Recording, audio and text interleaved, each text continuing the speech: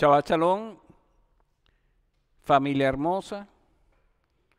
Aquí estamos una vez reunidos en este Shabbat, en esta cita con el Señor. Este Shabbat es un Shabbat muy especial porque se encuentra entre la fiesta de Yom Teruah y la fiesta de Yom Kippur. Entre la segunda venida de Yeshua, el comienzo del juicio, y la conclusión del juicio, y donde se cierra el libro de la vida. Por eso se le llama la parashá del arrepentimiento, el Shabbat del arrepentimiento, porque estamos en los días de arrepentimiento. Se encuentra en el libro de Devarim, Deuteronomio capítulo 32, se llama Hasinú, que significa escucha, pero de una manera de expandir tu oído, es decir, prestar atención. El nombre que le hemos puesto es las profundidades del cántico de Moshe. Y los cánticos en la Torá, en la Biblia, están inspirados por el Espíritu de Santidad, porque ministran a Dios y exhortan al pueblo de Israel para que den testimonio del Dios vivo a otras naciones y a otros creyentes. Y a manera de introducción de esta parashá, vamos a ver los últimos versículos del capítulo 31 de la parashá de la semana pasada, que dice así: y fue cuando terminó Moshe de escribir las palabras de esta Torá en un rollo, hasta concluirlas, que ordenó Moshe a los levitas, portadores del arca del pacto de Hashem, diciendo: tomen este libro de la Torá y colóquenlo al costado del arca del pacto de Hashem su Dios, y estará ahí para ti como testigo. Puesto que yo conozco tu rebeldía y tu dureza de cerviz, he aquí que cuando todavía estoy en vida con ustedes hoy, rebeldes han sido con Hashem, y ciertamente lo serán después de mi muerte. Congréguenme a todos los ancianos de sus tribus y a sus oficiales, hablaré a sus oídos estas palabras y convocaré como testigos en su contra al cielo y a la tierra, pues he sabido que después de mi muerte ciertamente se corromperán y se desviarán del camino que les ordené a ustedes, y les acaecerá a ustedes el mal al final de los días. Entonces, ¿cómo sabía Moshe que el pueblo se iba a desviar del camino? Porque Dios se lo reveló. Dios es el único que puede conocer el destino y el futuro de toda la humanidad. Y cuando dice al final de los días, está hablando de la antesala de la era mesiánica.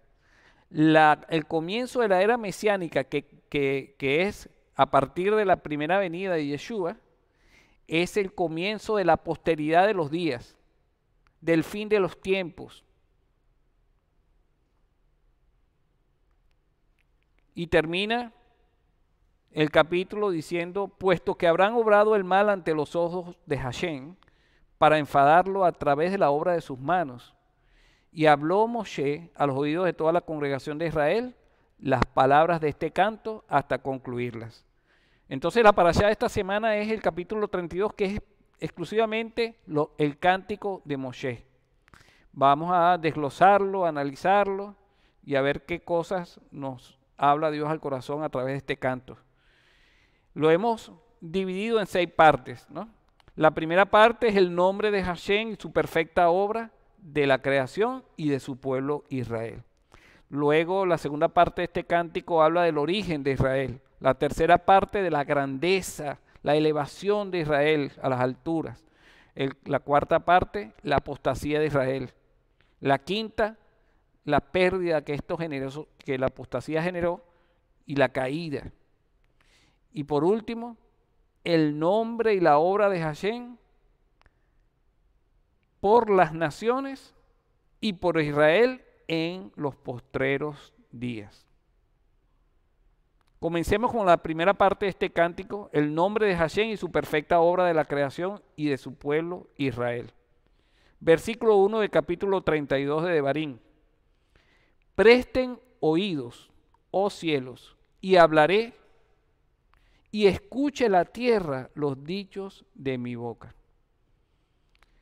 El Señor está poniendo por testigos a dos, al cielo y a la tierra, porque el cielo y la tierra permanecerán durante la historia de toda la humanidad y durante la historia de todo Israel. Pero también cuando dice que presten atención los cielos, está hablando de nuestra alma, de nuestra neshama, de nuestro ser interior, que debe prestar atención a la palabra del Eterno. ¿Para qué? Para que nuestro cuerpo obedezca y escuche la tierra habla de nuestro cuerpo, los dichos de mi boca. Si nuestra alma presta atención a estas palabras, vamos a poder tener dominio sobre lo que haga nuestro cuerpo. Continuamos con el versículo 2, que habla de su perfecta Torá. Dice así, que gotee como lluvia mi enseñanza, que fluya como rocío mi afirmación, cual ventarrones sobre la vegetación y cual gotas de lluvia sobre las hojas de hierba.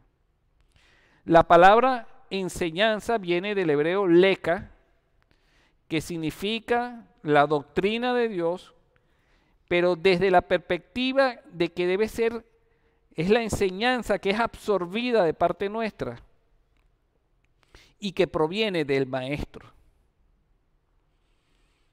Por eso lo compara con una lluvia, porque si nosotros somos la tierra y la enseñanza de Dios es una lluvia,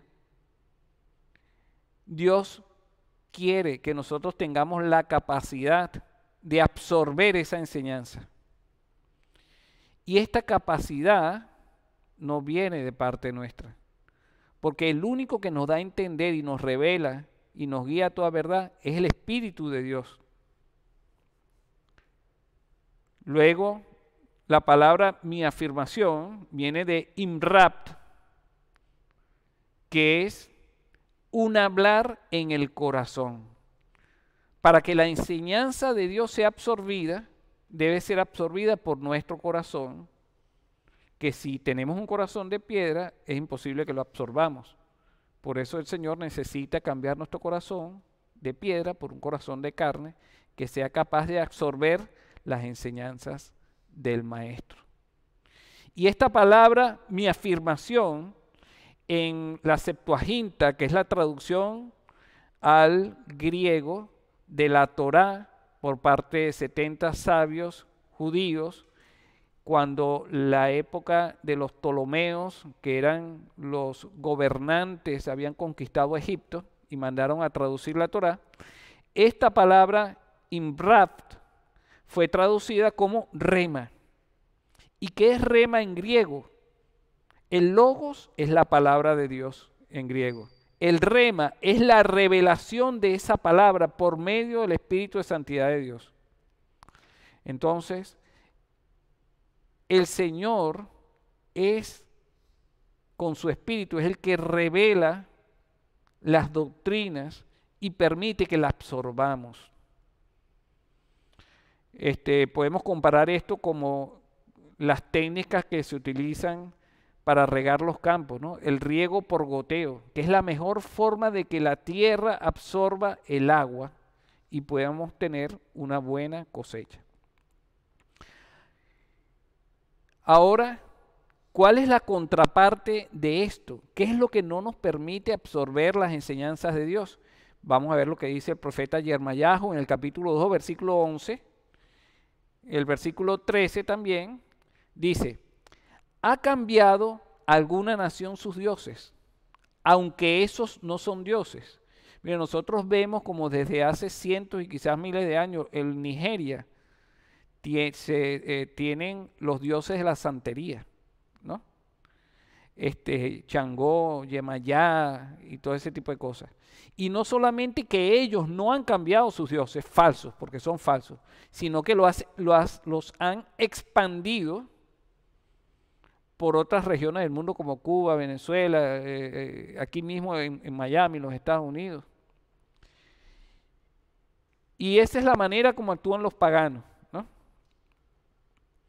Ahora, el pueblo de Israel, aunque Dios no es un Dios falso, sí fue capaz de cambiar la gloria de Dios por algo que no aprovecha para nada. Por lo tanto, la idolatría no nos permite retener la enseñanza y la doctrina de Hashem. ¿Por qué?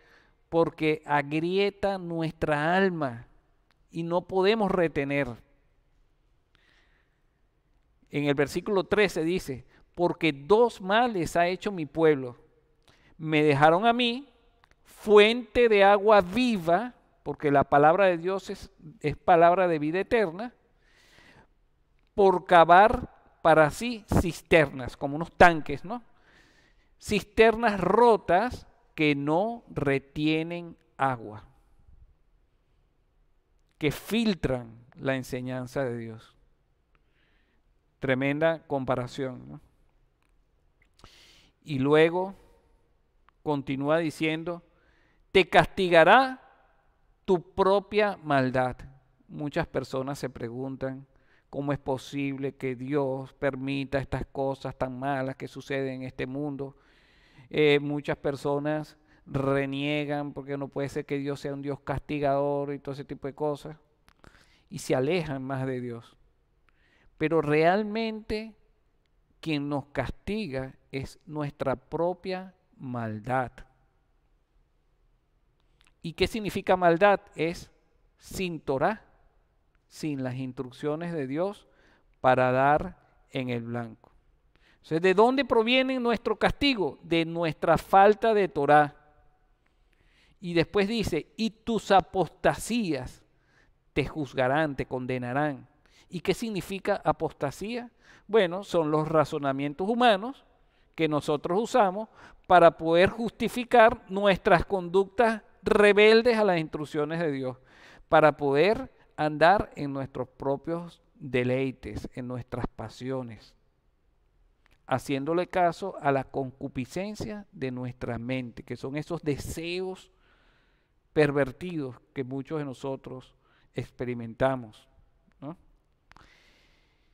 Y estas apostasías, esta rebeldía, esta forma de justificar lo injustificable de parte de nosotros es lo que nos condena, porque nos volvemos atrás después que hemos conocido al único Dios verdadero, a ese Dios que nos sacó de la esclavitud. Ahora, dice así, reconoce pues y ve que es malo y amargo el dejar a Hashem tu Dios y no tener temor de mí, declara Hashem, Dios de los ejércitos. El Señor siempre va a buscar que nosotros nos volvamos de esa actitud y que iniciemos un camino de regreso, y es por esto que suceden muchas cosas en nuestras vidas, aunque no las comprendamos. Sigamos con el versículo 3, que habla de su grandioso nombre.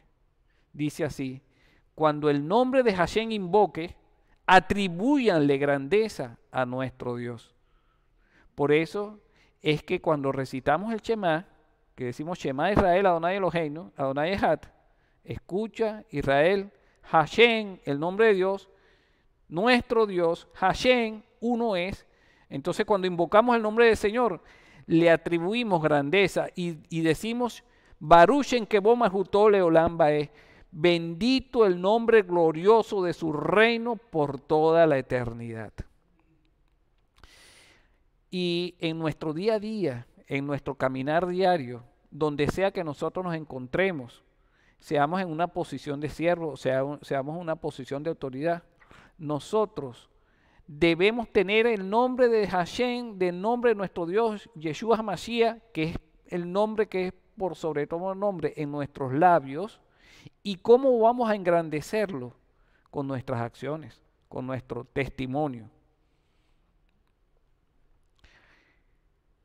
Continuamos con el versículo 4, que habla de su perfecta obra.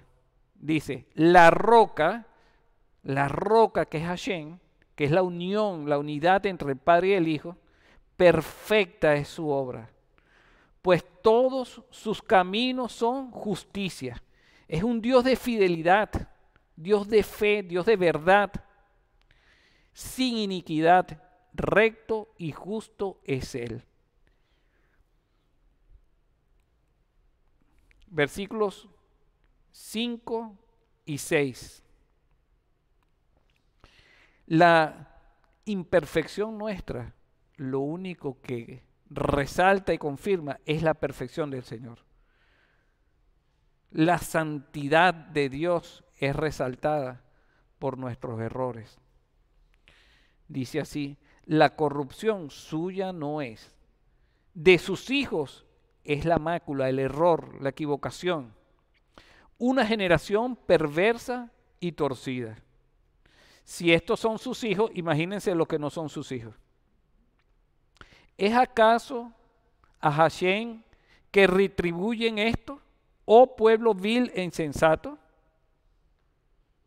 Porque el Señor, como les dije anteriormente, le había revelado a Moshe que el pueblo de Israel, después que entrara y conquistara la tierra prometida, se iba a desviar en pos de dioses inexistentes.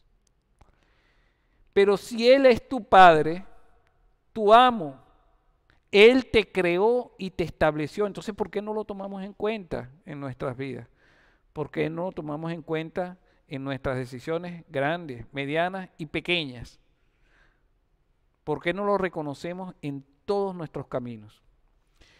Entonces continúa este cántico con la segunda parte que habla del origen de Israel. En los versículos 7 y 8 dice, recuerda los días de antaño, entiende los años de generación en generación. Pregunta a tu padre y él te lo relatará, a tus ancianos y te dirán. ¿Cuándo legó el Altísimo a las naciones su herencia?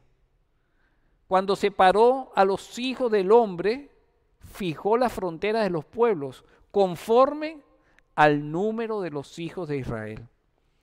Las fronteras de todas las naciones están diseñadas y pensadas y planificadas en función a la cantidad de hijos de Israel que iban a ser dispersos en cada una de estas naciones. Porque el pueblo de Dios se conforma por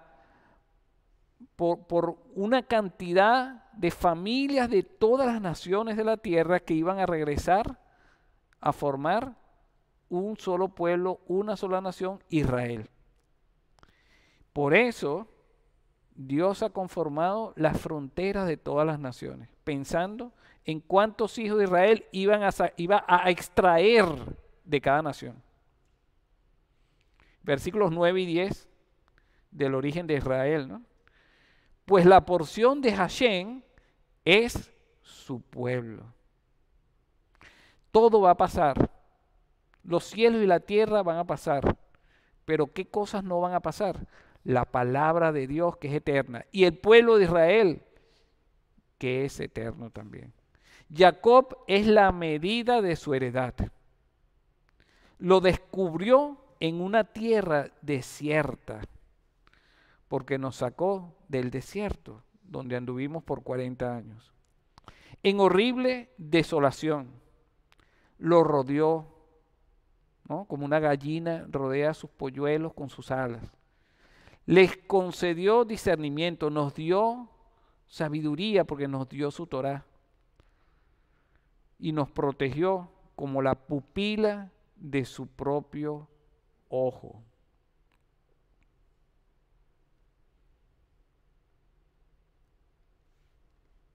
Fue como el águila que despierta su nidada y que sobre sus pichones revolotea, extendiendo sus alas y tomándolos, cargándolos sobre su plumaje. Hashem en soledad los guió y no había con ellos Dios extraño. Fue Hashem que nos sacó de Egipto y fue Hashem que nos sostuvo en el desierto y no hubo más nadie que hiciera nada por Israel. Y eso es algo que debe estar presente todos los días de nuestra vida, de lo cual nosotros debemos hacer memoria. Ahora viene el siguiente punto de este cántico que habla de la grandeza de Israel que tuvimos cuando el Señor nos permitió entrar a la tierra prometida y conquistarla, ¿no? Y disfrutar de todos sus beneficios. Versículo 13, le hizo montar sobre las alturas de la tierra, hablando de grandeza, y le hizo comer de los frutos maduros de mis campos. Lo amamantó con miel de una piedra y con aceite del pedernal rocoso. Mantequilla de vacuno y leche de ovino con la grasa de las ovejas, carneros nacidos en Bashán y chivos con trigo grueso cual riñones, y sangre de uva bebistes como vino delicioso. No nos faltó nada, exceso de abundancia. Pero ¿qué sucedió luego? Vino la apostasía de Israel. Y como lo habíamos dicho antes, la apostasía es ser rebeldes al Señor que nos creó y nos salvó. Es ir en contra de su palabra, es ser desobedientes, es renegar de nuestro Padre.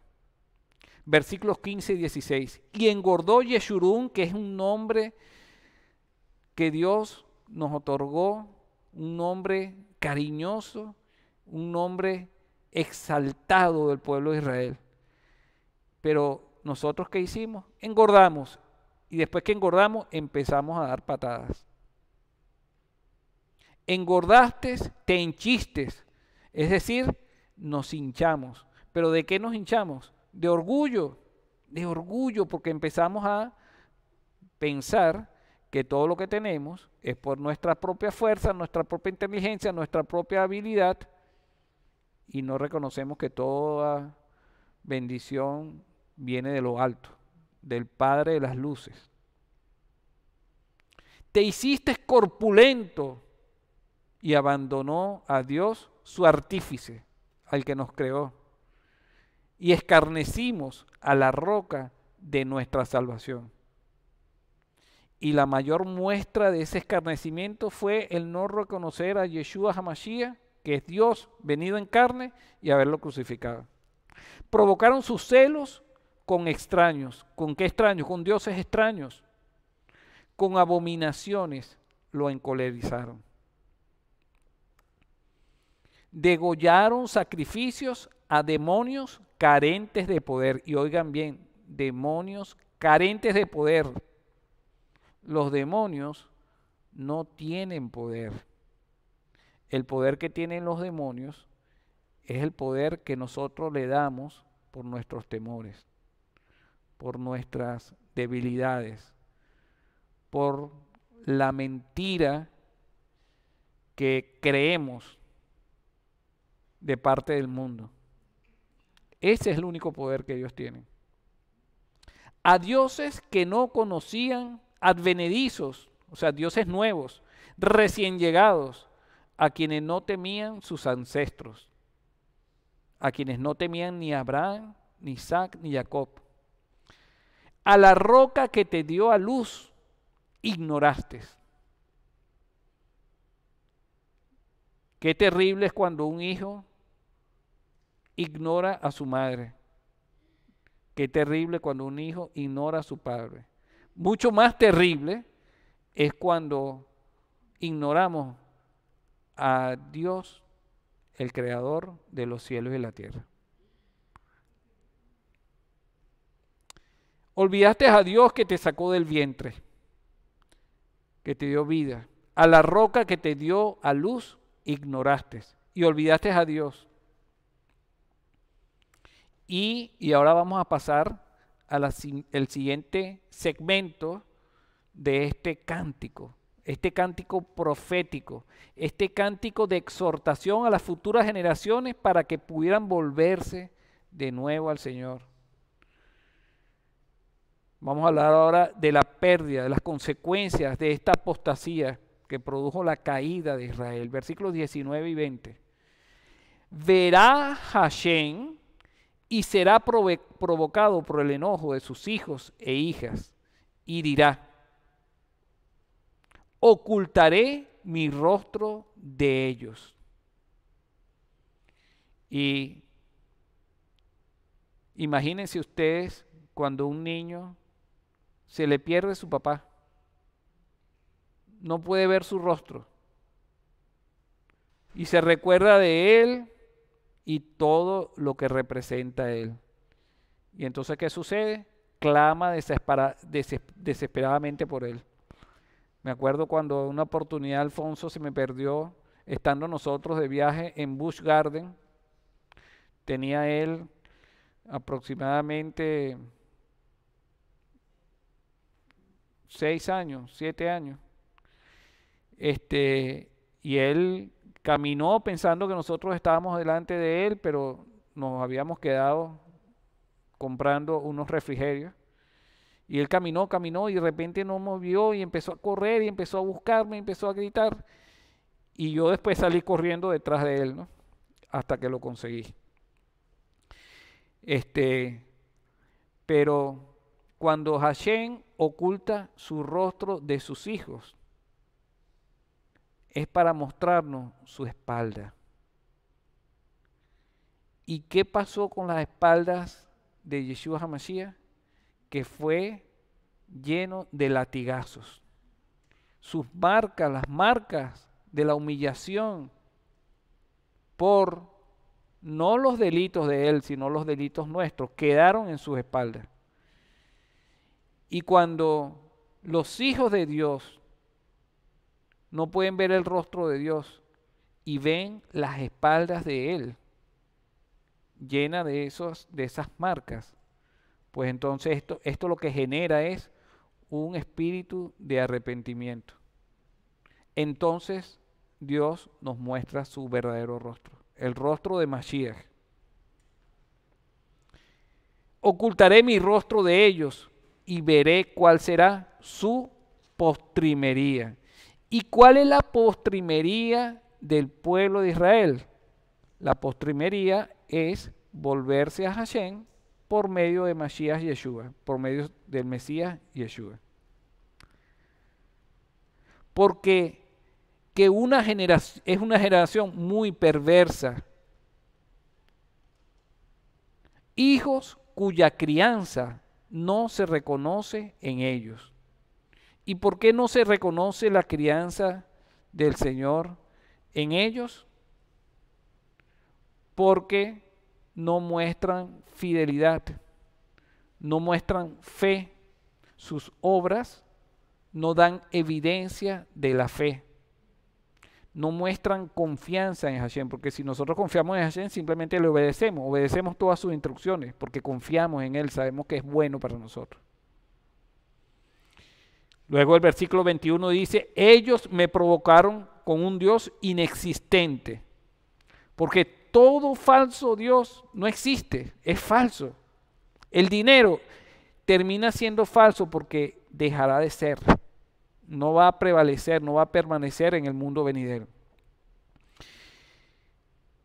Me enfadaron con sus banalidades, así yo los provocaré con un pueblo inexistente y con una nación vil los enfadaré. Nosotros provocamos al Señor, el Señor nos provoca a nosotros. ¿Qué es esto? Ojo por ojo, diente por diente. ¿Y qué es ojo por ojo, diente por diente?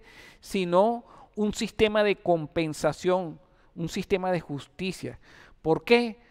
Porque el verdadero ojo por ojo, diente por diente, en este caso es: nosotros provocamos al Señor a ira y Él nos provocó a nosotros al arrepentimiento. Porque tú no compensas ira con ira, tú compensas ira con arrepentimiento. El debe con el haber, para algunas personas que dominan la contabilidad y la auditoría, todo ese tipo de cosas. Esta es la manera que Dios compensa. Nosotros lo provocamos a ira y Él nos guía al arrepentimiento. Versículos 22 y 23. Pues el fuego se habrá encendido en mis narices. El Señor es alérgico al pecado, lo he dicho en muchas oportunidades. Por eso la tierra de Israel es estornudó literalmente a las 7 naciones cananeas que vivían ahí y que hacían cualquier cantidad de bestialidades. Y luego la tierra de Israel, que fue conquistada por los hijos de Dios, también estornudó a Israel cuando se desvió en pos de lo que hacían las naciones que vivían ahí. Pues el fuego se habrá encendido en mis narices y ardido hasta las profundidades más abismales. Consumirá la tierra y sus frutos y pondrá en llamas lo que fue establecido en las montañas. Acumularé contra ellos los males y mis saetas, mis flechas, agotaré contra ellos. Y cuando dice que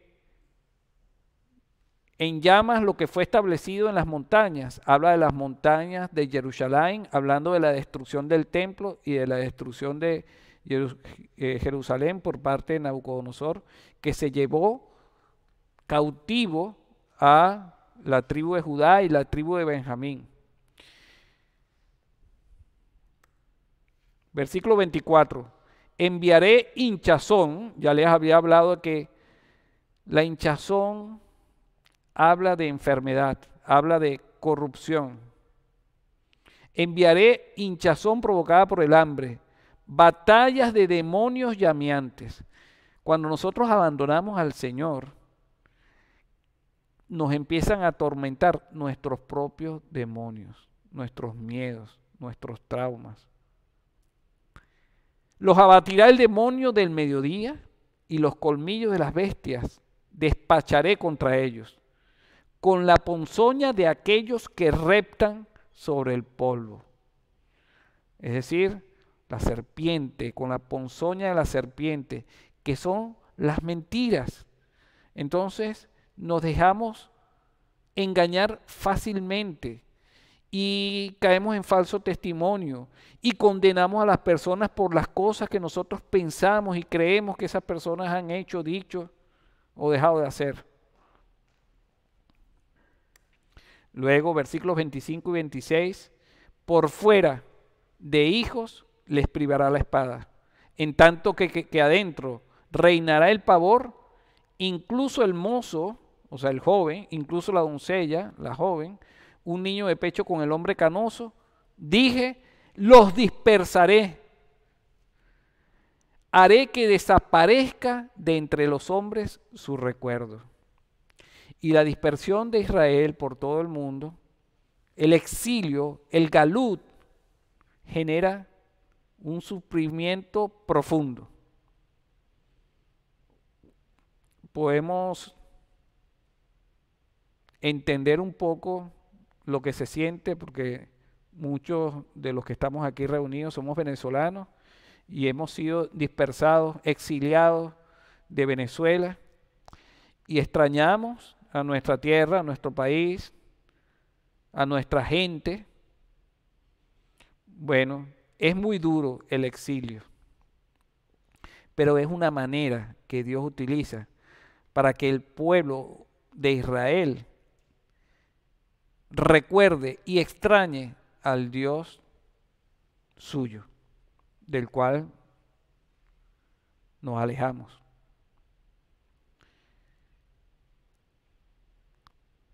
Y esta dispersión también trajo una bendición muy grande a todas las naciones. ¿Por qué? Porque cuando el pueblo de Israel empezó a extrañar a su Dios, empezaron a retomar muchos de los mandamientos, como la celebración del Shabbat, la manera de alimentarse, mucho a recuperar su idioma, la Torá, a conservarla. Y de esta manera, las naciones empezaron a impregnarse y nutrirse, porque empezó a gotear como una llovizna, como un rocío, la palabra de Dios en todo el mundo. Fíjense que el pueblo de Israel, tenemos que entender que está dividido digamos que hay que entenderlo a través de la historia. Israel son las 12 tribus de Israel que Dios sacó de Egipto. Pero después del reinado de Salomón, cuando se dividió el reino en dos, se le llamó a Israel, a las 10 tribus que estaban en el norte, y a Judá, a las 2 tribus que se quedaron en el sur. Y las primeras tribus que fueron dispersas fueron las 10 tribus del norte. Y en el libro de Reyes, Segunda de Reyes, capítulo 17, versículos 6 y 7, se nos dice las causas de la dispersión de esas 10 tribus de Israel. Dice así: en el año 9 de Oseas tomó el rey de Asiria a Samaria y transportó a Israel, a las 10 tribus del norte, a Asiria, y los puso en Jalá y en Jabor junto al río de Gozán y en la ciudad de los Medos, porque como los hijos de Israel pecaron contra Hashem su Dios, que los sacó de tierra de Egipto debajo de la mano de Faraón, rey de Egipto, y temieron ¿a quién? A dioses ajenos, y anduvieron en los estatutos ¿de quién? De las naciones, de los gentiles que Hashem había lanzado delante de los hijos de Israel, los que vivían antes en la tierra de Canaán, y en los estatutos de los reyes de Israel que hicieron, o sea, que se alejaron de la Torá.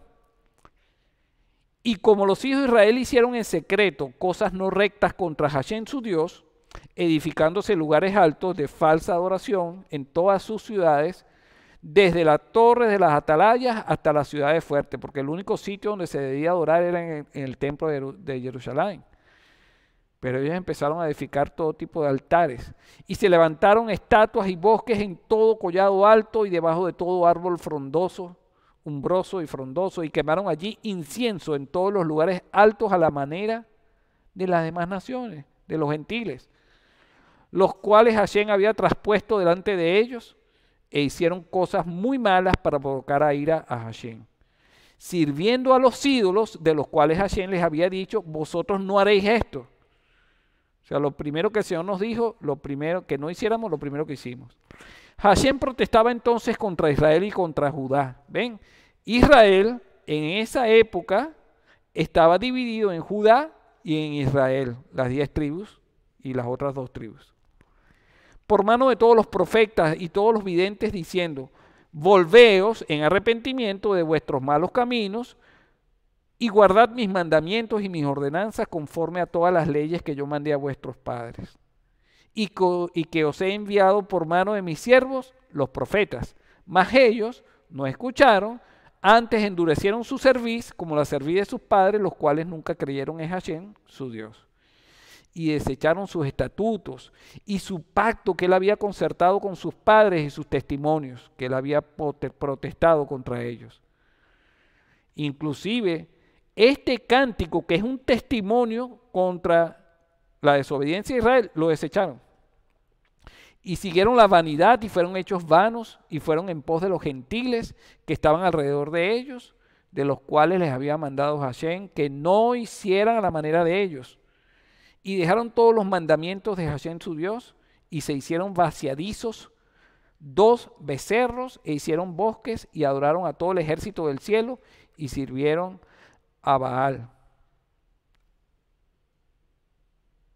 Hoy en día, yo creo que hace como 1 o 2 años murió un astrólogo famoso que tiene una columna en el Nuevo Herald, ¿cómo que se llama? Que parece una mujer.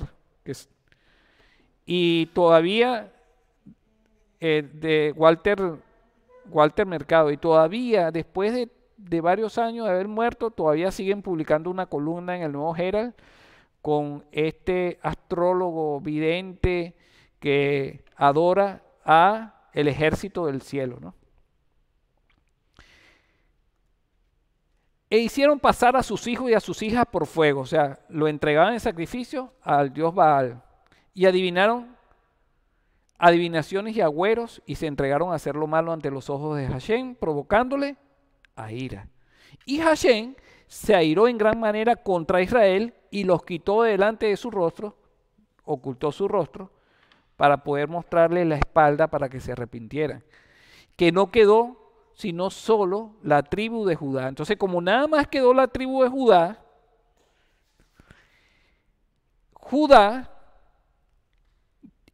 digamos que técnicamente en esa época pasó a representar a toda Israel. Pero a los ojos de Dios, Israel son las 12 tribus, no es solamente Judá. Mas ni aun Judá guardó los mandamientos de Hashem, su Dios. Antes anduvieron en los estatutos de Israel, los cuales ellos mismos hicieron. Y desechó Hashem toda la simiente de Israel, y los afligió, y los entregó en manos de saqueadores hasta echarlos de su presencia. Porque cortó a Israel de la casa de David, y ellos hicieron rey a Jeroboam, hijo de Nabat, y Jeroboam empujó a Israel de en pos de Hashem, y les hizo cometer gran pecado. Y los hijos de Israel anduvieron en todos los pecados de Jeroboam que él hizo sin apartarse de ellos, hasta tanto que Hashem quitó a Israel de delante de su rostro, como lo había de él dicho, por mano de todos los profetas, sus siervos. Moshe era un profeta, y el cántico de Moshe una profecía. Israel fue transportado de su tierra a Asiria hasta hoy, o sea, desapareció del mapa de Israel, las 10 tribus de Israel. Entonces, vemos aquí la causa de la apostasía y de la caída de Israel. Y ahora vamos a volver al cántico de Moshe y a la última parte del cántico, que habla del nombre y la obra de Hashem por las naciones y por Israel en los postreros días.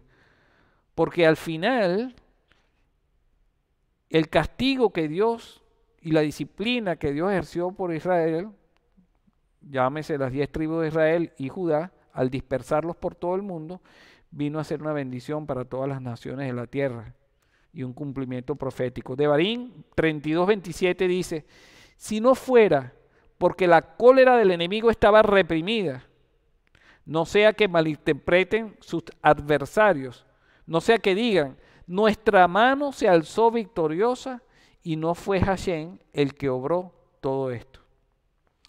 Miren, el Eterno es el que reprime a nuestros enemigos para poder entregarlos en nuestras manos.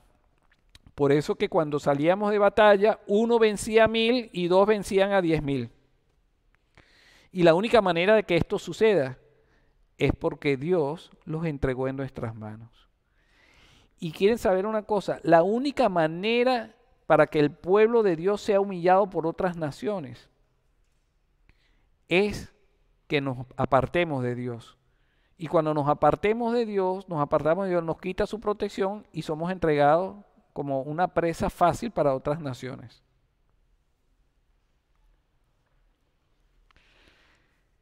Pues un pueblo carente de consejos son y no hay en ellos discernimiento. Si fueran sabios, comprenderían esto. Lo discernirían a partir de su postrimería. Pero Dios utiliza incluso nuestra falta de discernimiento para al final hacer su voluntad. Pues ¿cómo perseguiría uno a 1000 y dos harán huir a 10.000? A no ser que su roca los haya vendido y Hashem los haya entregado. Entonces la falta de discernimiento y sabiduría hace que los caminos de Dios para nosotros sean incomprensibles. Pues no como nuestra roca es su roca, porque nuestra roca, recuérdense que la palabra Eben es la unidad entre Ab y Ben, que significa padre e hijo. Nuestra roca, que es la unión, el ejad del padre con el hijo, no es como la roca de los falsos dioses del mundo. Y aún así, nuestros enemigos nos juzgan. Pues el viñedo de Sodoma es su viñedo, y de los campos de Gomorra sus uvas son uvas de hielo, son amargas. Así que racimos de amargura le fueron entregados, y la ponzoña de serpientes es su vino, el veneno de víboras crueles. Fíjense que la roca de nuestra salvación es la combinación entre la justicia de Dios y la misericordia. Y la justicia de Dios tiene como propósito guiarnos a la misericordia. Por eso Dios disciplina a sus hijos, porque nos ama. ¿Y por qué viene la disciplina a nuestra vida? porque empezamos a comportarnos igual que las personas malvadas que vivían en Sodoma y Gomorra, atrayendo entonces juicio sobre nosotros para que podamos ver las espaldas del Mesías. Versículos 34 y 35. Sí, ha sido revelado junto a mí, sellado en mis bóvedas. Mías son las venganzas y la retribución en el momento que flaqueen sus pies. Pues próximo está el día de su catástrofe y se precipitan los sucesos futuros hacia ellos. Las personas se desvían en pos de sus propios deseos carnales y le restan importancia a la omnisciencia de Dios. Dios todo lo sabe, Dios todo lo conoce, no hay nada oculto a sus ojos. Y hasta tenemos la temeridad en algunas ocasiones de rebelarnos conscientemente a las instrucciones de Dios. Pero Hashem, a su debido tiempo, pagará a cada cual según sus obras.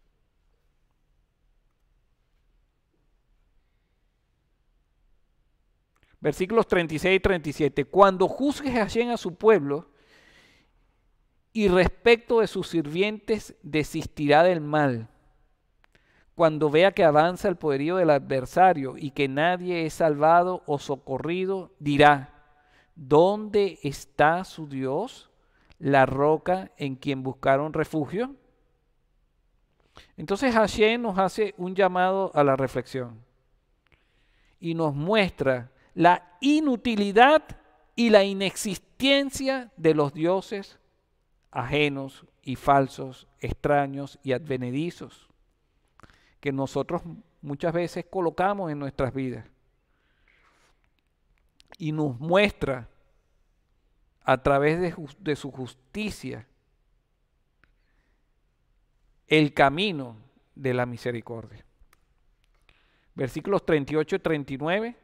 La grasa de cuyas ofrendas comieron, el vino de cuyas libaciones bebieron, que se levanten y les ayuden, que sean para ustedes un refugio.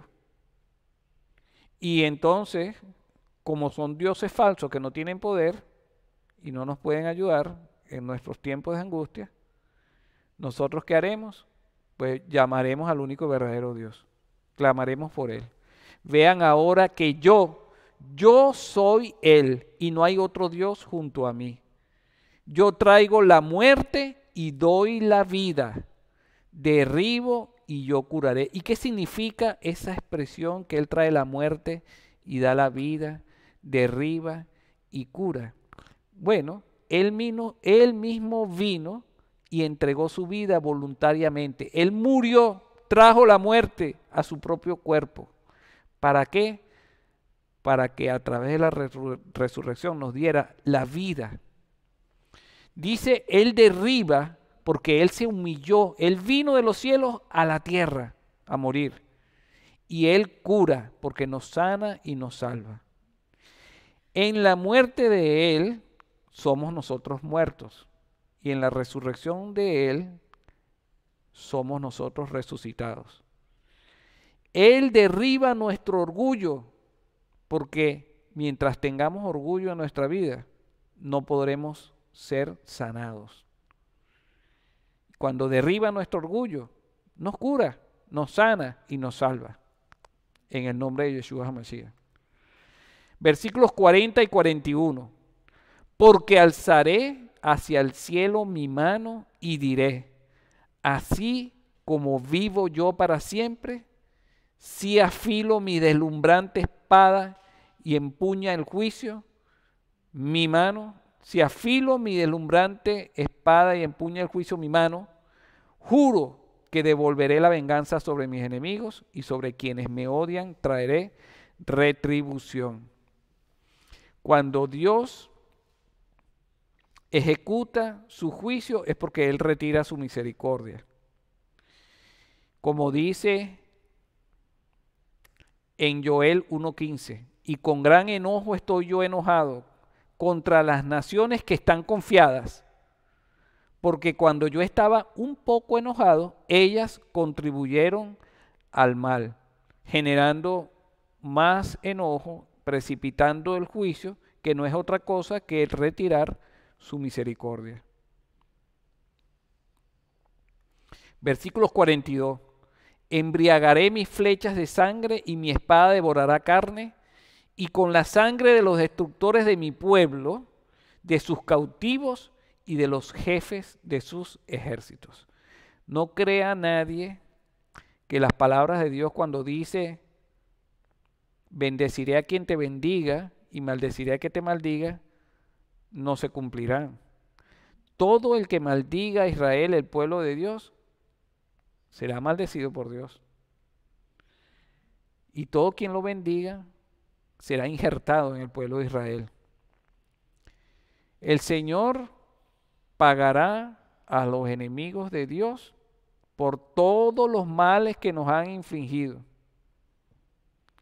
por querer destruir a la pupila de los ojos de Dios.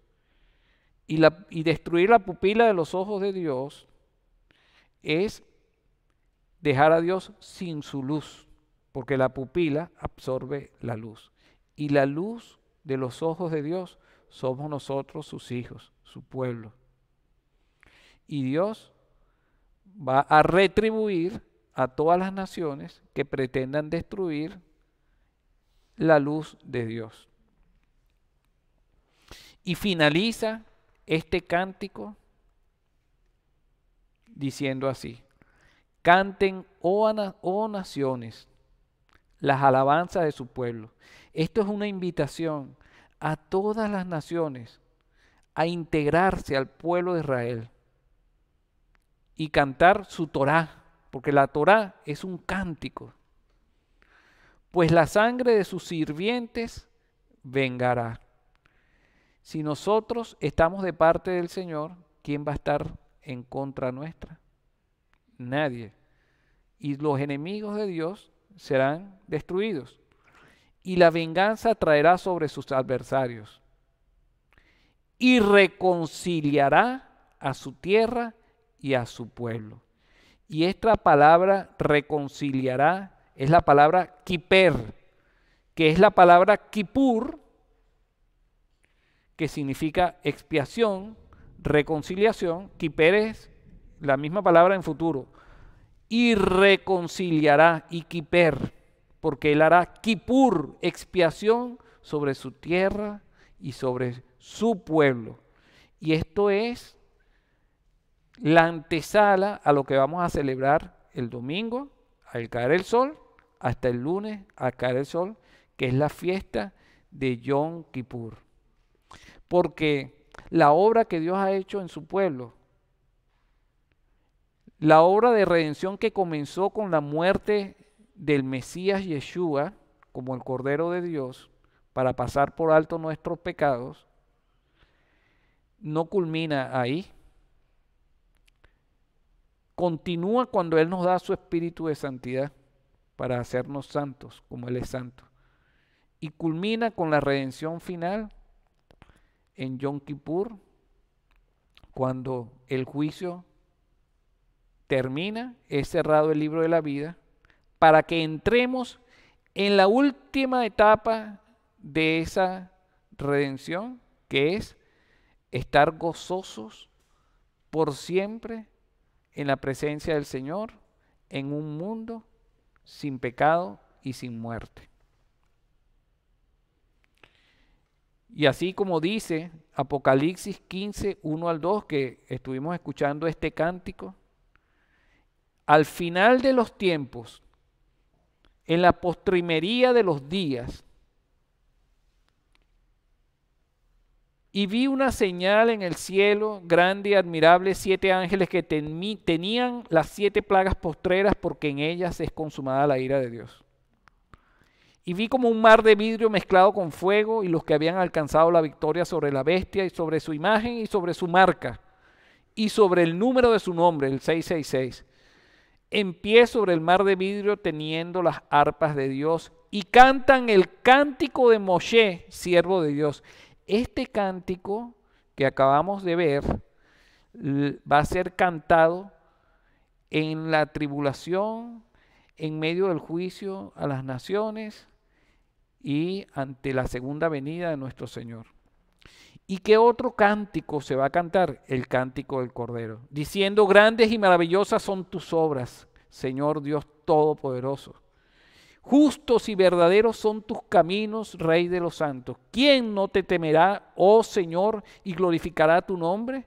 Pues solo tú eres santo, por lo cual todas las naciones vendrán y adorarán delante de ti, porque tus juicios se han manifestado. La desobediencia de Israel vino a ser la bendición y la incorporación de las naciones al pueblo de Israel.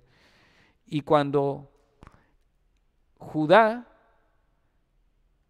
reconozca a Yeshua como Mashiach, todo Israel seremos salvos.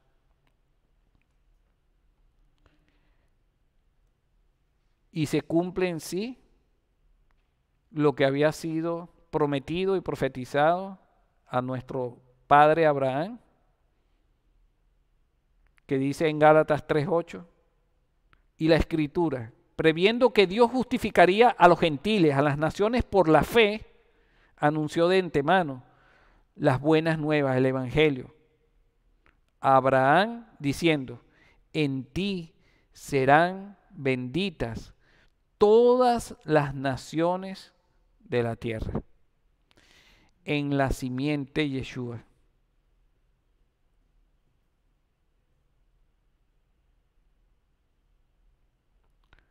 Por eso, pues, ahora dice Hashem: vuélvanse en arrepentimiento a mí con todo vuestro corazón, con ayuno y lloro y lamento.